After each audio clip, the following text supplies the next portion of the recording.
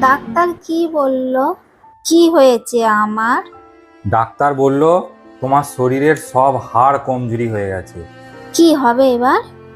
Doctor আমাকে এই একটাই ওষুধ দিয়েছে, বলেছে যে এই একটাই ওষুধ খাওয়ালে শরীরের হাড় এত শক্ত হয়ে যাবে যে আর কোনো ওষুধই খাওয়াতে লাগবে না। अच्छा ठीक है।